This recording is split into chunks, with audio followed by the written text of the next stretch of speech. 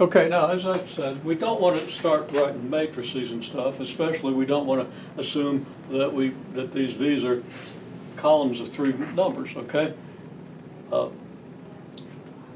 We don't even necessarily assume that this is a transformation of a Euclidean space. It could be a transformation of polynomial space, space of matrices, a space of continuous functions, okay? There are all kinds of spaces, and they all turn out to be, but we haven't proven it, they all turn out to be isomorphic to real vector spaces, okay?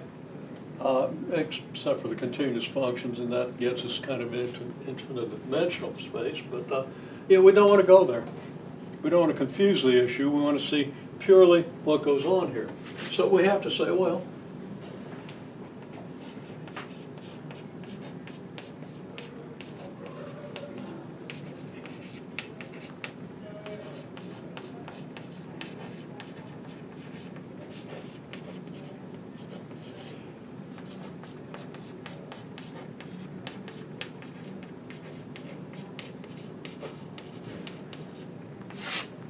okay, have to let V1 and V2 be members of your set. Just like over here, X1, X2, X1, Y1, Z1, and X2, Y2, Z2 were the two things that were just arbitrary members of this set of solutions to the vectors, to the equation. Okay, so these are in the null space. We want to prove that V1 plus V2 is in the null space. Okay, it's always going to look like this. You're going to say, let this and this be two typical elements, prove that their sum is in the same set. Okay? So,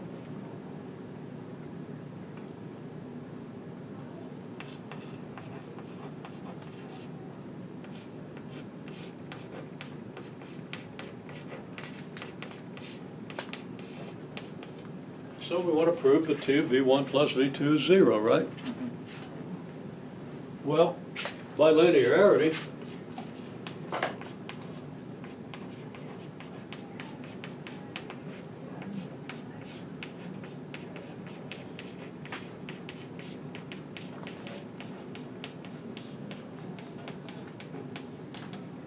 never leave myself enough room, but 2V1 plus V2 equals 2V1 plus 2V2.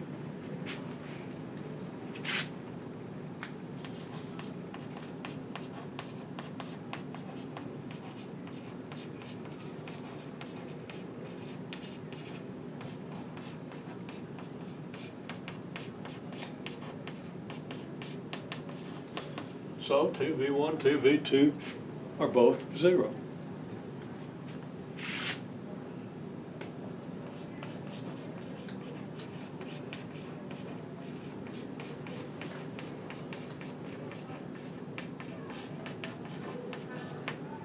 That's one way to structure it. Maybe not the best way. Okay? And I don't always even make an effort to show you the best way. I want to give you an explanatory way to do it. Okay? And often it can be expressed more clearly. What do you think about that? Okay? Your book has very clear proofs. Okay, how do they differ from the proofs I give you? Mine can be a little more cumbersome because I want to be more explanatory. How do you distill the proof down to something that's as concise and precise as possible? Okay?